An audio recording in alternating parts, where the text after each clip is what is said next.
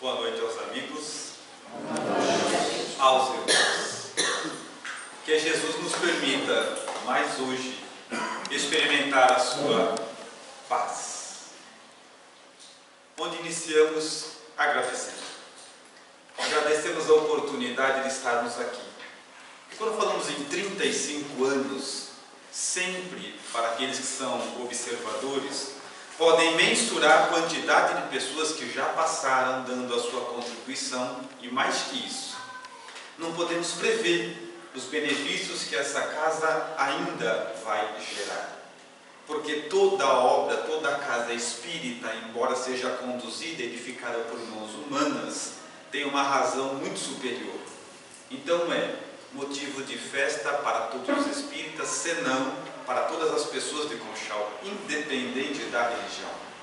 Porque se, independente da religião, católicos, evangélicos, cada instituição estiver fazendo pessoas melhores, nós estaremos sempre comungando, dividindo a nossa vida com essas pessoas.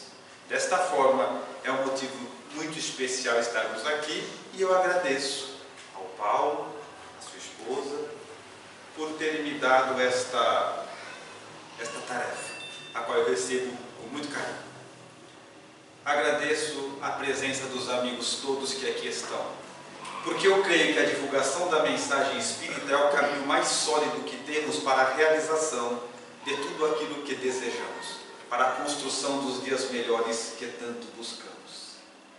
Agradecemos aos espíritos amigos, que são sempre donos de qualquer resultado, de qualquer mérito que essa noite possa nos trazer. E por fim, destaco sempre a presença da minha companheira pela cumplicidade que está no alicerce de tudo aquilo que eu realizo, tudo aquilo que eu produzo. Trabalhamos. Falar sobre a família é sempre um desafio, porque nós temos duas grandes vertentes.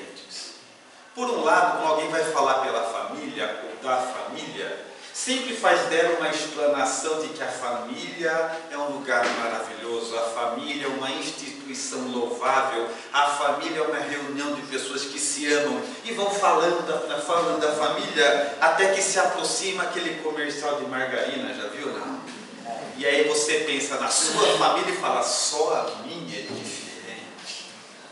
Por um outro lado, se nós apontarmos os problemas e as dificuldades da família, também não teremos proveito na nossa observação. Dito isso, é necessário juntar as duas coisas para fazer da família uma análise espiritual, afinal de contas, somos espíritos numa experiência material.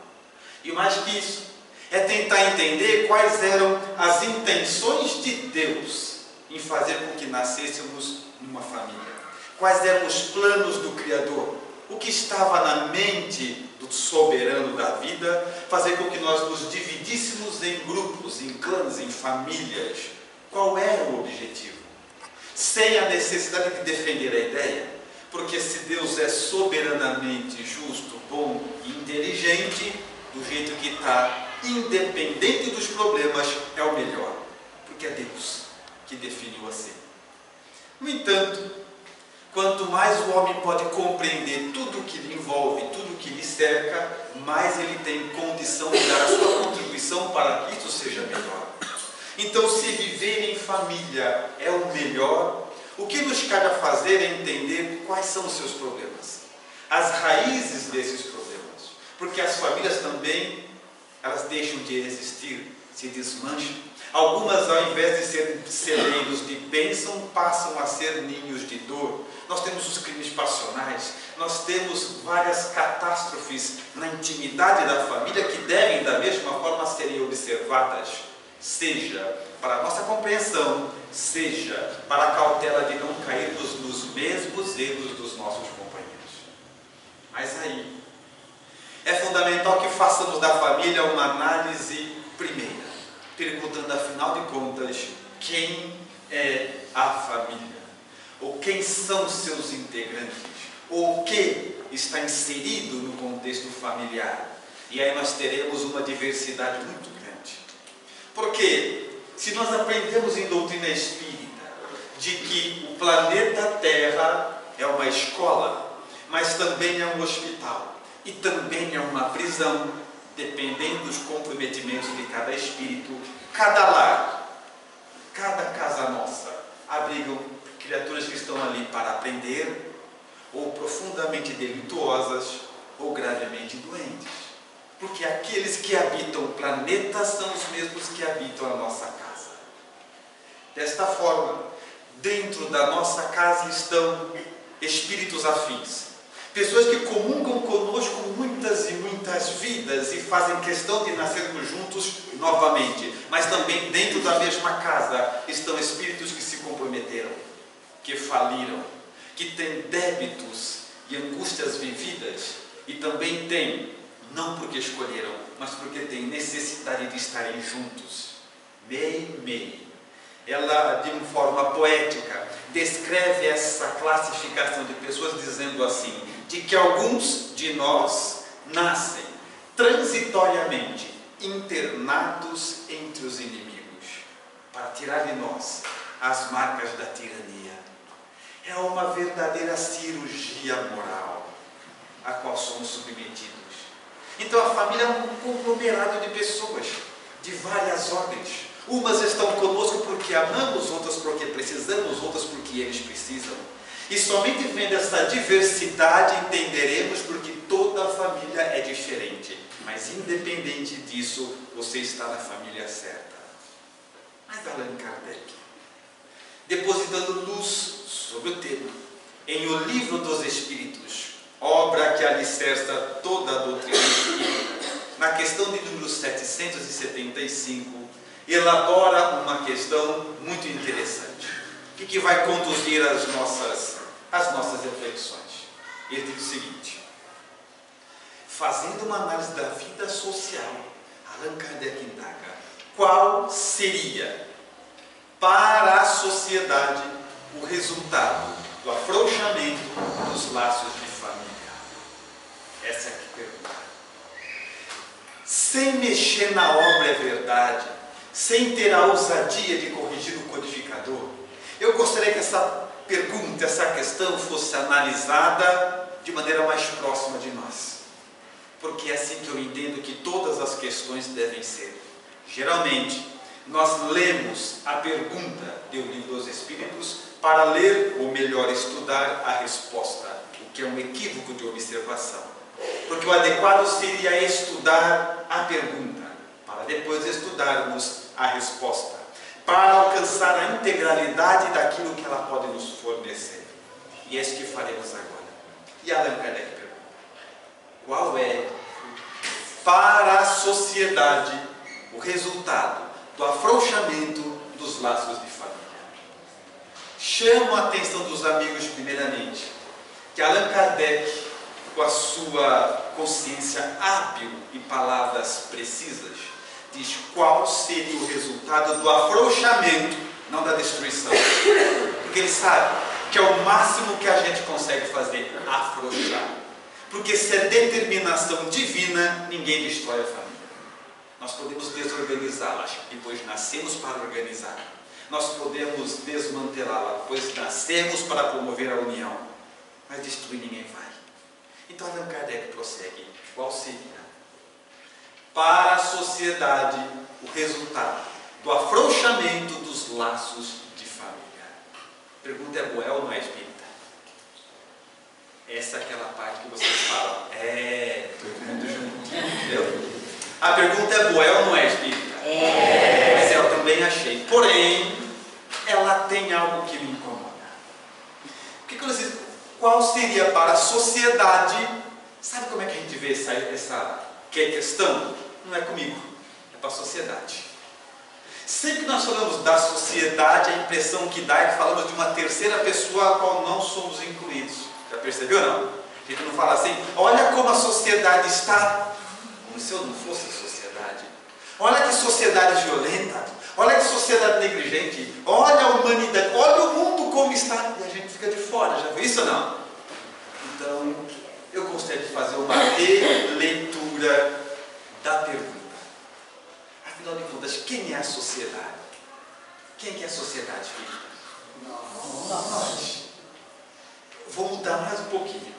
eu queria. Aí eu quero que você responda eu, tá? Quem é a sociedade, espírita? Pois é eu, é você. Tem que ficar muito pessoal, porque sociedade não é ninguém. É um elemento à parte a qual nós estamos inclusos. Então a pergunta seria dessa forma: qual seria para você o resultado do afrouxamento dos laços de família? Estou falando da tua casa. Qual seria para mim, se o pessoal da minha casa tivesse uma flexibilidade maior, vivesse mais distanciados dele? Qual seria para mim, para você, o afrouxamento dos laços de família? Essa é a pergunta. Se você pudesse viver longe do pessoal da sua casa, que às vezes dá até vontade, dá vontade. Pois é, se isso fosse uma realidade, cada um para a sua casa, só se encontra rapidinho, né? E cada um volta para a sua casa, já viu isso não? Qual seria o resultado se esse afrouxamento acontecesse? E a resposta é muito curta, porém merece análise. A recrudescência do egoísmo. Ou seja, o egoísmo aumentaria, cresceria, dilataria, se eu tivesse a liberação dos laços que me prendem à minha família, meu egoísmo e meu orgulho aumenta. Se você vivesse com os laços que ligam você e a sua família fossem afrouxados, você seria mais orgulhoso e mais egoísta. A coisa é séria. O comprometimento é sério. Então nós percebemos que a família funciona nesse caso como se fosse um freio, um limite. Vai nos pondo limites e ninguém gosta de quem põe limite. Já viu isso ou não? Ninguém gosta. É igual, vocês já viram porta? A porta, quando você vai abrir a porta, você põe ali no pé dela um limite para ela não bater na parede. Já viu isso ou não? Já? Muito bem. Aí você põe. E a porta, quando abre, ela bate aonde? No limite de porta, é ou não é? Pois é. E toda vez que a porta bate no limite de porta, ela fala: gente, eu não aguento esse limite de porta. Bato nele todo dia e reclama dele. Só que se não tivesse o limite de porta, a porta batia na parede, estragava ela e a parede.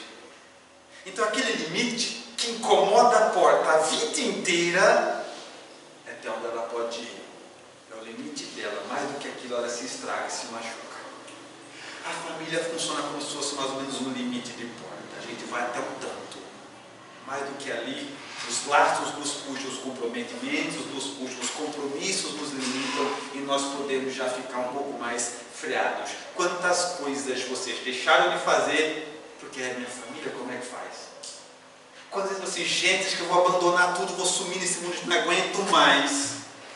30 segundos depois começou assim, gente, mas vou largar aqui minha esposa, meu marido, meu filho, como é que vai fazer? Como isso? E aí você retrocede. É o limite.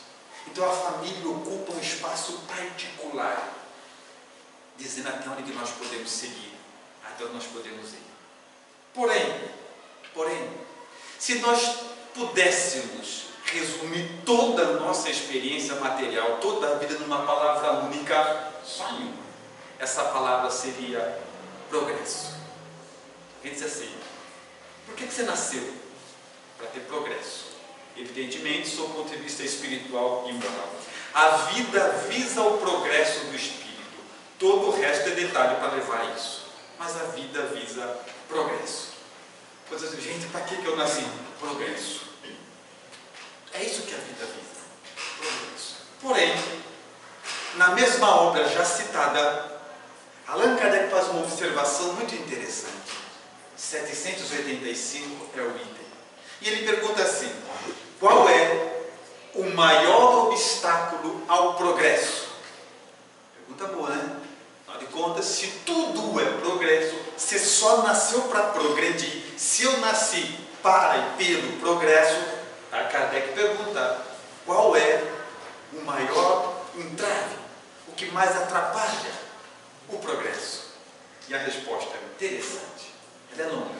Vou só o começo. Orgulho e egoísmo. Os mais atentos já puderam estabelecer uma similitude. Aqueles que ainda não fizeram, eu vou ajudar. Eu vou ajudar.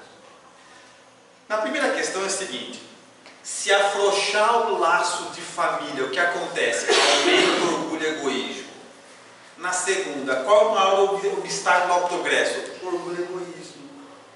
Conclusão, se afrouxar os laços de família, o teu progresso para. Se você abandonar a família, o teu progresso é limitado. Porque ele precisa da família para ter sequência. Isso inevitavelmente vai nos pedir uma análise mais cuidadosa. Afinal de contas, você deve estar assim como eu, pensando cada um na sua família. Cada um na sua família. E pensando que a nossa família, assim, onde é que o pessoal lá de casa ajuda o meu progresso, que eu não estou entendendo? Onde é que a minha esposa, que o meu marido, que o meu filho, que os agregados, o pessoal da minha casa, onde é que eles têm ajudado no meu progresso, que eu não estou entendendo? E a pergunta é justa, fique tranquilo. Porque isso dá realmente um impacto. O impacto é tão grande que quando o Paulo chamou a Jo para falar de mim aqui, quase que eu pensei, acabou a palestra. Célula abriu o coração, não tem palestra. Porque aí está o grande desafio. Quando nós olhamos honrar pai e mãe, no 14º, Evangelho segundo o Espiritismo, ele começa assim, que honrar o pai e mãe é um dever, porque aqueles que não amam pai e mãe nunca amarão o próximo. Começa nesse sentido. E sabe por que ele está falando isso?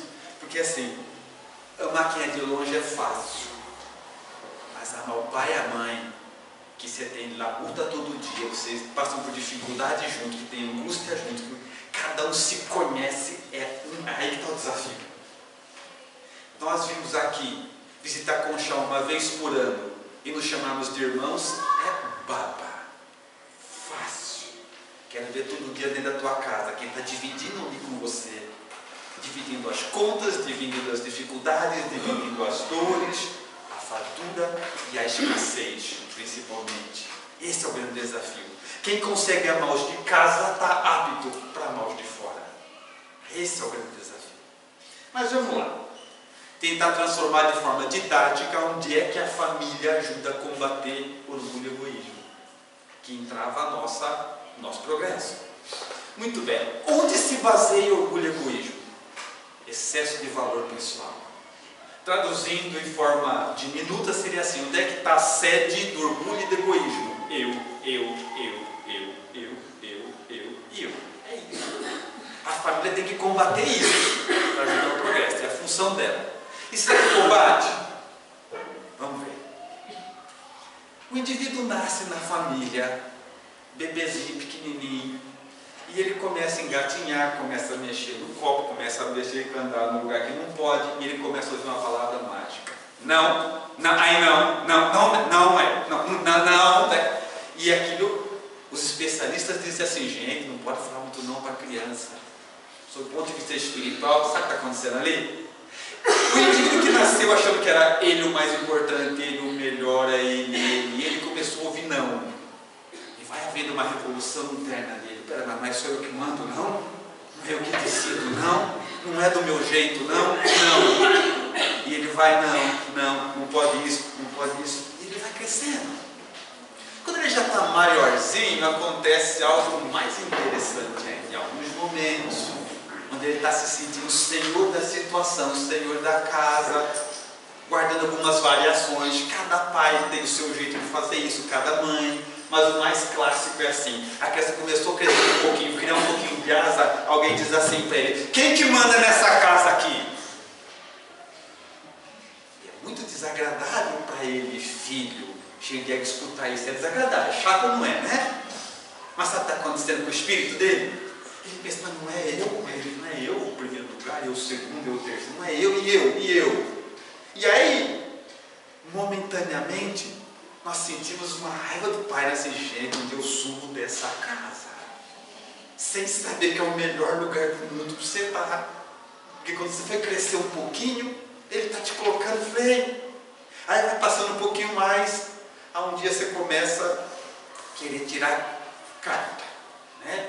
Aí você vai tirar a carta, mas não tem carro. O carro não é seu. Mas se trocar, a gente acha, filho acha que quando ele tira a carta, transfere automaticamente o carro do pai para ele. Né? É o input, porque ele pensa assim, que eu pai, vou pegar o carro para sair hoje. Moleque, escuta aqui, eu paguei esse carro em 60 parcelas, não foi fácil, ainda tem 10 para pagar, você toma muito cuidado. Aí ele cai aquele desfile daquele negócio, os pais vão. Os mais ou menos falam para pegar, mas os bons não, porque sabe que tem que ganhar valor, tudo tem que ter importância. Então os pais começam a pôr limite nos filhos, e eles começam a criar um plano mirabolante. Um dia eu vou sumir dessa casa, e quando eu tiver a minha casa, vai ser do meu jeito. Não aprendeu nada. Porque na minha casa quem vai mandar sou eu. Então vai ter que passar para o segundo estágio do tratamento, porque não aprendeu. É muito eu com uma pessoa só. Aí ele vai crescendo, vai apanhando, mas um dia ele resolve: vou casar, vou sair de casa, seja ele, seja ela, o processo é igual. Aí vai escolher a pretendente, e aí eu acho muito legal como é que a gente escolhe as pessoas para casar. Muito legal, porque assim, Deus, ele é inteligência tão soberana que ele achou um jeito da gente escolher, ele já sabe o que vai dar e consegue ficar isento, porque ele fez o maior self-service da galáxia. Ele pôs no planeta Terra com 4 bilhões de habitantes e fala assim: o que você quiser, escolhe um. Não dá para falar que não teve escolha. 4 bilhões, tem gente saindo com ladrão, e se ele resolveu casar, você pode escolher o que você quiser. Aí você escolhe. Escolhe. Mas como o elemento espiritual é comprometido, acontece algo muito interessante. Você que achou que agora ia ter tua casa, ia ser do teu jeito, teu marido, tua esposa, teu filho, teu, acontece algo interessante. Das 4 bilhões de pessoas no planeta, você, que só dorme com ar-condicionado no 15, ar-condicionado no 15, ventilador ligado, consegue achar alguém que só dorme de cobertor. Sensacional! 4 bilhões de criaturas no mundo. Você conseguiu achar justo aquela que vai falar para você não. Não é legal? Família, se não fosse, é muito legal. Aí com 4 bilhões, você que só dorme com a televisão ligada e luz acesa, consegue achar um companheiro que só dorme no frio, na escuridão. E aí começou, aquilo que você está lá com a sua mãe, agora toda noite começa: gente, apaga essa luz, abaixa esse ar, liga o ar, e começa aquela para sempre. E sabe o que vai acontecendo com isso tudo? Internamente, eu estou falando sobre o que está por trás da aparência. A modificação espiritual não é só eu. Toda decisão que eu tomar agora é nós. Eu vou até aqui, porque dali em diante incomoda ele, incomoda ela. E aí começa aquela elaboração cotidiana para a gente administrar tudo isso. É sensacional. E aí você vai percebendo que agora você trabalhou, financiou, pagou, construiu uma casa, e ela não é bem sua. Tem mais dono naquele negócio lá. Né? E a coisa vai crescendo. Até que uma hora, vencida essa fase, aí passa para outra fase. Porque a vida é assim, tendo fase. Aí ficam grávidos, vai nascer o filho. E quando vai nascer o filho, o que você fala? Esse vai ser criado do meu jeito. Não entendeu nada. Não entendeu nada. Esse é do meu jeito, que você vai ver só. Aprendeu? Aí nascem os filhos. Nascem os filhos. E eles começam assim com aquela carinha bonitinha, é o mesmo processo seu. Até você vai ter que falar: não, aquele negócio vai ser tudo igual. Só que eles vão crescendo um pouquinho e você vai descobrir. Lembra aquela casa que era sua, do seu jeito? Lembra ou não? Pois é, hoje os filhos crescendo um pouquinho e é assim. Você comprou uma geladeira nova. Você comprou uma jarra de água de cristal, que você gosta de tomar água gelada, é ou não é? Aí você enche a garrafa de cristal, põe na geladeira, vai trabalhar. Aí você está voltando do trabalho, você diz: gente, tomar uma água gelada na minha garrafa de cristal agora. Quando você abre a geladeira, pega a jarra, ela está geladinha e vazia. Gente, quem bebeu água e não encheu? Você vai fazer isso a vida inteira, porque eles não vão mudar. E sabe o que espiritualmente vai falando para você? Que não é mais eu. Você vai até esquecendo que para você Porque é tanta gente, né? Você põe meia dúzia de pessoas, parece que tem 65, porque multiplica esse negócio. Então você vai percebendo que a família vai conduzindo você para uma outra realidade espiritual. Já não é mais só para você. Você vai tendo limites, você vai tendo vários elementos que vão cerceando que você cresça demais, se não fosse família. Mas tem uma experiência muito interessante. Essa eu acho aqui que pela cara de vocês nunca ninguém passou, mas eu vou falar mesmo assim. É uma experiência muito legal. Se um dia vocês passarem, vocês vão ver. Aí tem a mulher, o marido, 2, 3 filhos, e uma experiência muito legal é ir fazer o mercado com pouco dinheiro. Isso é muito legal. Um dia vocês passam, vocês vão lembrar de mim, né? Porque é muito legal. Porque o que acontece? Quando você vai fazer o mercado e tem pouco dinheiro, e a família está construída, você já vai com algumas regras assim. O que você vai comprar? Tudo não dá. O que você vai comprar? Aí começa assim, a prioridade para o marido é churrasco, carvão e linguiça. A prioridade para a esposa é creme condicionador, shampoo e sabonete Dove. E para o filho a prioridade é chocolate, leite e bolacha. E ela não dá para tudo e você foi no mercado. E aí?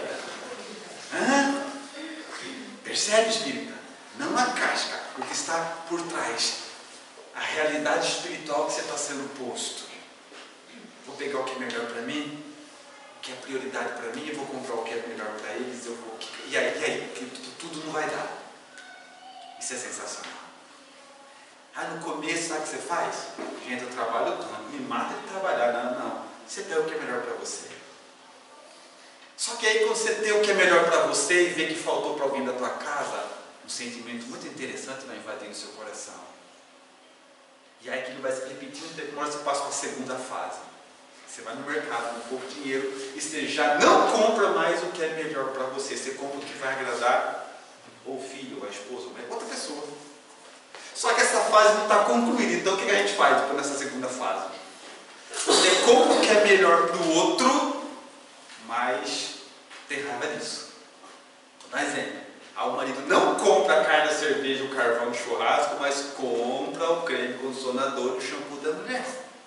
Aí quando ela se arruma, toma banho, penteia, passa o creme, chega na frente dele com o cabelo arrumadinho, esperando um elogio, ele olha para ela, o que ele pensa? Gente, vai botar um churrasco hoje.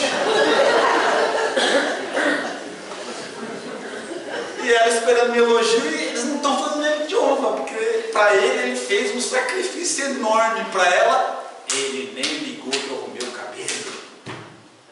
E o inverso é a mesma coisa, né? Se ela que vai e compra as coisas do churrasco dele, não compra quando ela vai tomar banho, vai pentear o cabelo, e o dente do pente quase quebra no cabelo dela, ela sai em estado de possessão. Aí ele fala assim: churrasco está pronto, quer um pedacinho, amor? E na mente vem, sabe o que você faz? Ó, o meu cabelo. Com um cabelo desse, você acha que eu tenho vontade de comer churrasco? Sensacional. Vai indo, dia a dia. Você vai domando isso em você, até que você passa para a terceira fase. A terceira fase é mais legal. A terceira fase é assim, filho. Você vai no mercado, tem pouco dinheiro, você não compra o que é melhor para você, compra o que é melhor para os outros e fica feliz por ter feito isso. Aí você tem um progresso. Já viu isso ou não? Quantas vezes a mãe chega, faz comida para a família inteira e não come para ver se sobra. E se não sobrar, mas todo mundo comeu, ela está feliz do mesmo jeito. Aí nós vamos percebendo que o elemento espiritual está sendo submetido atrás de uma aparência material. Não é só uma falta de dinheiro. É a alma sendo domada. Sem a família, sem limites, nós nos perderíamos inevitavelmente. Então, observando esses elementos todos e a importância da família, é fundamental que façamos uma análise. Afinal de contas, se ela é uma instituição divina, se ela é tão importante para o meu progresso, quais seriam os elementos que eu deveria abraçar e proteger para cuidar da minha família? Quais seriam os comportamentos, os elementos que eu posso adotar como prática que vai fazer com que a minha família seja fortalecida, para que possa continuar? E aí tem alguns elementos básicos. Primeiro, Bíblia. Cuide da sua aparência. Sim, cuide da sua aparência. Porque percebeu como nós somos motivados equivocadamente? O que está ligado a orgulho e egoísmo, mostrar para os outros o que nós não somos. Geralmente a gente guarda a melhor roupa para visita, os outros, os de casa. Os de casa a gente fala que quer ficar à vontade. Gente, quando o espírito do mundo de próprias expiações fala que vai ficar à vontade, dá até medo.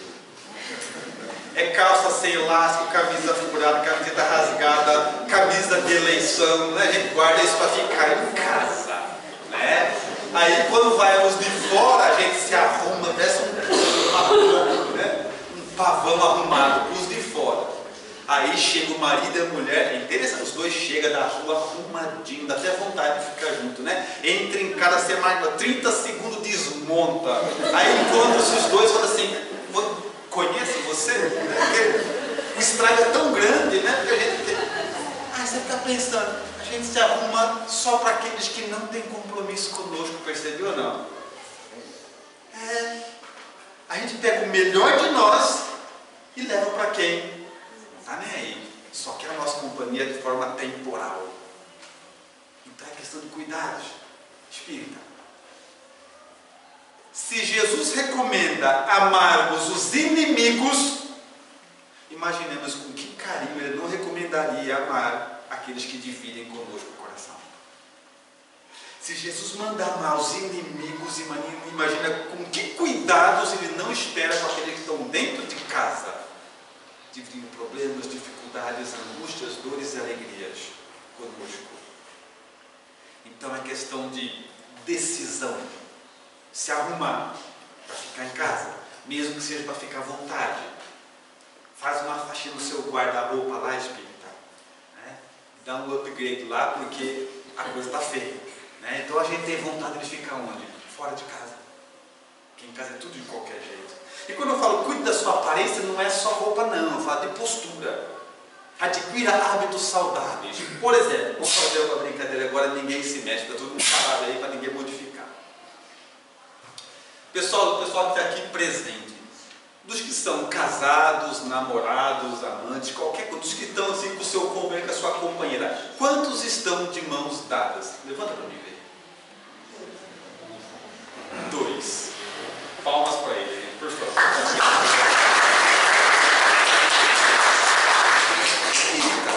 É hábito criado. Acostuma a andar de mão dada. Bom, quer ver uma coisa? Quem não estava de mão dada e está com o parceiro aí, dá a mão para vocês verem. Não dói. É impressionante. Não, é verdade, não dói.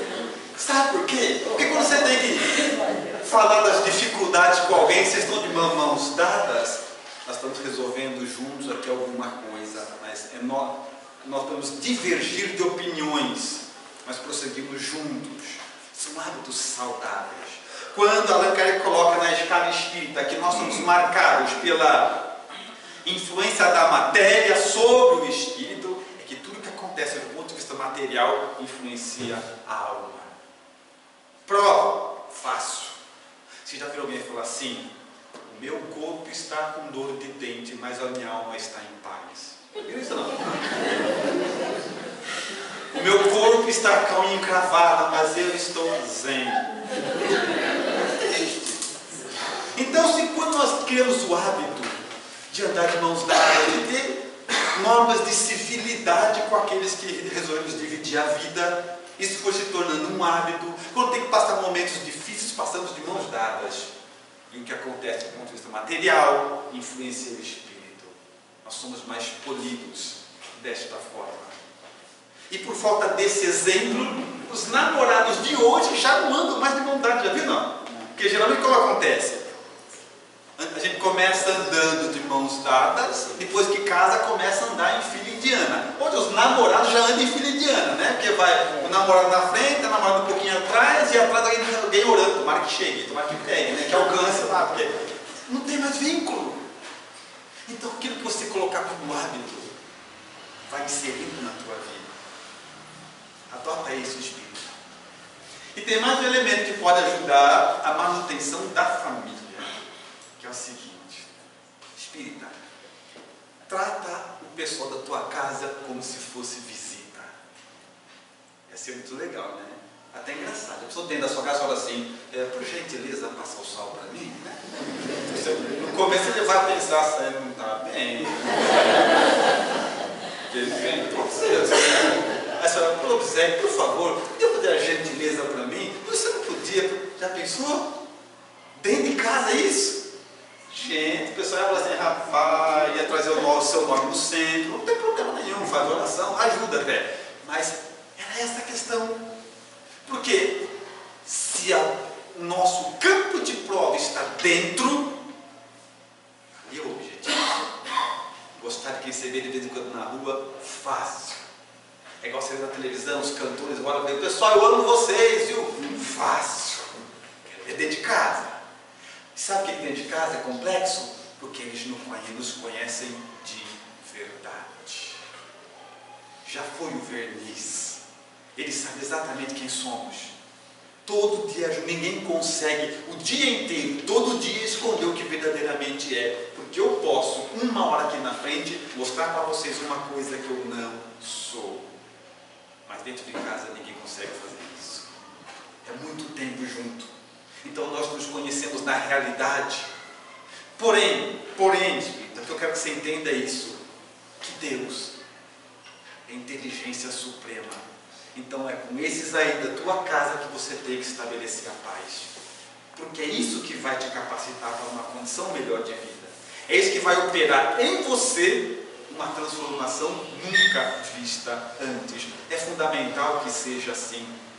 Quando nós começamos a observar que nós vamos ganhando a habilidade de tratar bem os de dentro de casa, os de fora é fácil.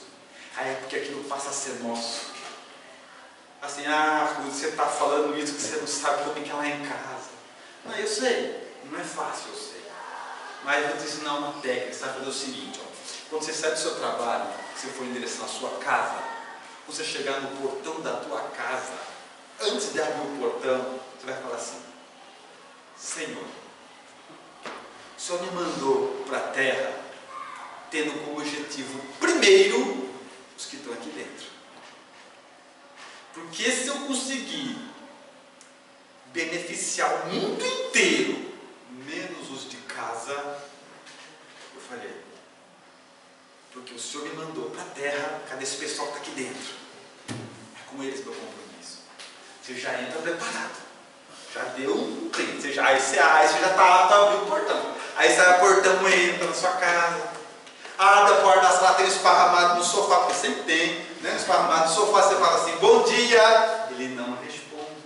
E você satisfaz tudo bem, porque você entrou pronto para isso.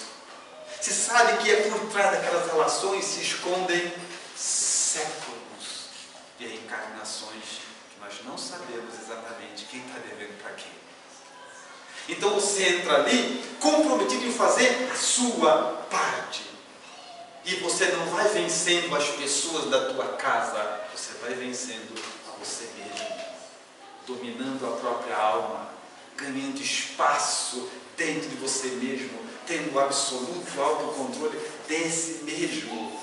E aí nós vamos entender por que é que Jesus falou para a gente amar os inimigos. E parece uma coisa impossível, não é? Amar inimigo, não é? Então, porque observamos Jesus com cuidado, porque é fácil. Porque em um momento nenhum Jesus falou de sentimento. E a gente acha que amar inimigo é sentir pelo inimigo que sente pelo filho. Deus não poderia ter uma falta de bom senso a esse ponto. Quando você vai ler o que é amar os inimigos, pagar o mal com o bem, não precisa ter sentimento, é decisão. Ele me enganou e eu decidi, eu não vou enganá-lo. Ele passou a perna em mim e eu não vou passar a perna nele. É decisão, é razão, não é sentimento.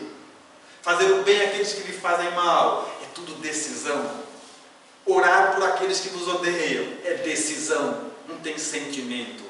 Ele deseja o meu mal e eu entendi que eu devo orar porque quem deseja mal é doente. Você faz por inteligência, não por sentimento de afetividade. É assim. Então vai estar na tua casa, espírita, entra pronto. A grande causa da tua vida está lá dentro. Há histórias ali sensacionais. E é fundamental que nós venhamos a entender de que eles são fundamentais para a nossa evolução, para o nosso crescimento, para o nosso desenvolvimento. Mas ainda, um elemento fundamental para a manutenção da saúde e proteção da família, eu também gostaria de passar aos amigos. O Evangelho canta uma mensagem muito interessante, que diz o seguinte, que o amor cobre uma multidão de pecados. Entendeu esse espírito? O amor cobre uma multidão. O que que Jesus está fazendo com isso? O que que o Evangelho está fazendo com isso? Está nos ensinando a colocar regra de medida, valor de medida no amor. Um amor equivale a uma multidão inteira de pecados. O que eu quero dizer isso com relação à tua família? Geralmente quem faz uma coisa boa para a gente, coisa boa, fruto do amor, a gente esquece. E se alguém faz uma coisa negativa para a gente não esquece mais. É o contrário da proposta do Evangelho. Porque o amor vale muito mais do que aquilo que te fizeram de mal. Um amor vale por uma multidão inteira de pecados. Vou dar um exemplo. Você nasceu, sua mãe passou meses sem dormir. Se é que algum dia ela dormiu direito depois que você nasceu. Você nasceu, sua mãe passou noites sem dormir, se adoecia, ela não dormia de novo, ela se privou para que você tivesse o que você tem. Aí lá para os 18 anos, por um momento qualquer, ela fala uma coisa que você não gosta, ela grita com você. 30 anos depois, sabe o que você fala? Eu nunca esqueci aquilo que você me falou. Você está brincando, gente. Você está brincando. De tudo que ela fez, você guardou aquilo? Não. A gente faz o inverso. A gente faz um pecado valer por uma multidão de amor. É a contramão do Evangelho. O pessoal da sua casa te tratou mal? Esquece. Ainda bom. Porque uma manifestação de amor, um dia de bondade por parte deles, vale por um monte de desequilíbrio que eles tiveram. Porque quem faz para você ou para mim algo por amor, faz por decisão, por vontade. Quis fazer. O que a gente faz de negativo, nem sempre quis fazer, eram as nossas limitações. Era a minha fraqueza moral. Quantas vezes você ofendeu alguém e depois ficou passando um tempo e falou, por que eu fiz isso? Eu gosto de fulano. Nunca teve a intenção. Eram as suas limitações. Mas tudo aquilo que você fez de bom, agora está comprometido, porque ele vai guardar aquilo que você fez de ruim. Então, quer preservar a tua família espírita? Tenha uma amnésia racional, escolha aquilo que é bom esquecer. Que eles não quiseram te prejudicar ou te fazer mal. Eram as limitações deles. Eles não sabiam, porque você pensa que eu não gostaria de ser um marido melhor? Claro que eu gostaria. Sabe o que eu não sou? Que eu não sei como. Meu limite. Eu gostaria de ser um palestrante, um espírita, um pai melhor, um irmão melhor, um amigo, mas sabe o que eu não sou? Pela minha lista de limitações. Portanto, se eu lhes tratar mal, não é minha intenção. Assim funciona. Mas a pessoa te beneficia. O dia que ela faz uma coisa de errado, trata mal, grita, ofende, daqui 30 anos a gente lembra. Não, espírito. Seja seleto. A tua família fez muito por você. E o que eles fizeram de não digno, não nobre, eram as limitações deles, não era a intenção de te fazer mal. Isso você esquece. Eu me recordo sempre, porque gosto, de uma entrevista que eu assisti do cantor Roberto Carlos, e a repórter perguntou assim para ele, Roberto, qual foi o pior dia da tua vida? Ele falou assim, esqueci. Mas se falar pra gente, qual foi o pior dia da tua vida? Eu já respondi, você está com tempo? Quer sentar? quando eu nasci. Tá espírita, dá de bobo. Sabe aquela palavra mais áspera que a tua esposa falou? Sabe aquela ação menos digna? Mãe, paga. Porque não era a intenção dele, eram as limitações dele, a fraqueza moral dele. Não era a intenção de fazer mal. Porque o que ele fez de bom um dia vale por uma multidão de coisa ruim, de pecado, se preferir. Nós temos que dar valor ao que realmente tem valor. Somente assim nós vamos preservando a família, cuidando da família, sabendo o que deve ser guardado, o que deve ser esquecido. Porque se eles levarem a ferro de fogo no que nós fazemos, vai ficar insuportável a nossa convivência. E tudo isso, Deus tem sempre um plano maior para nós. Tudo isso. Sabe para quê, gente? Para que um dia, hoje não é matéria para a gente ainda. Hoje ainda não, mas um dia vai ser. Eu espero um dia encontrá-los, e eu estar entre vocês, para falar do amor universal. Que para nós ainda não é. Porque é esse o plano. A tua casa é fichinha. Deus quer muito mais para nós. Ele falou assim, aprende a amar dentro da tua casa. Mas Deus, justo dentro de casa, em casa tem arrogante, prepotente, maledicente, eu sei, no mundo também.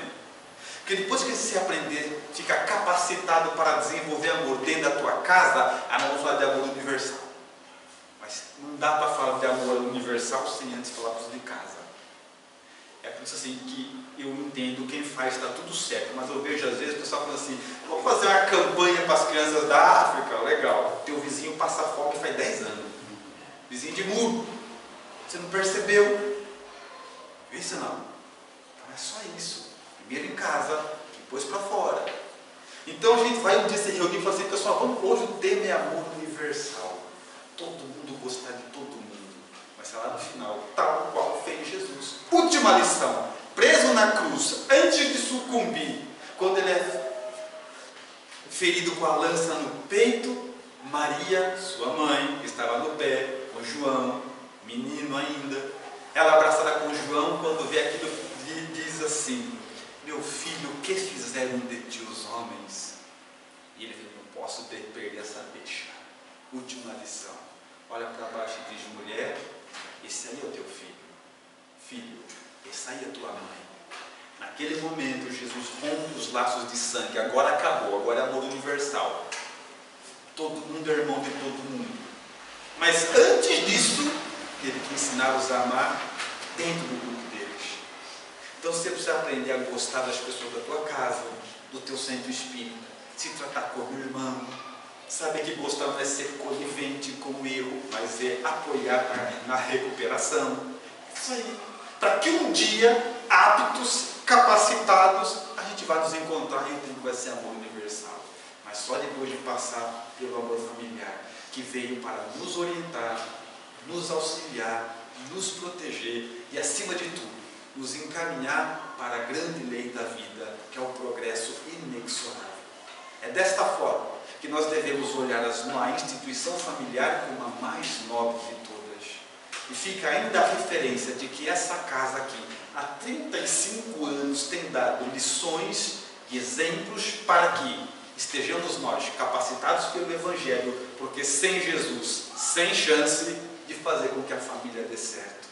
É por isso que nós rendemos graças e homenagem a todos aqueles que de uma forma ou outra contribuíram para que essa casa chegasse aos seus 35 anos. Assim oramos a Jesus, pedindo que eles nos assistam, nos amparem, para que essa casa possa continuar fazendo com que as pessoas, cada vez mais capacitadas, sejam um dia cantando amor, mas um dia exemplificando o amor. Pela atenção com que me ouviram, muito obrigado, senhores.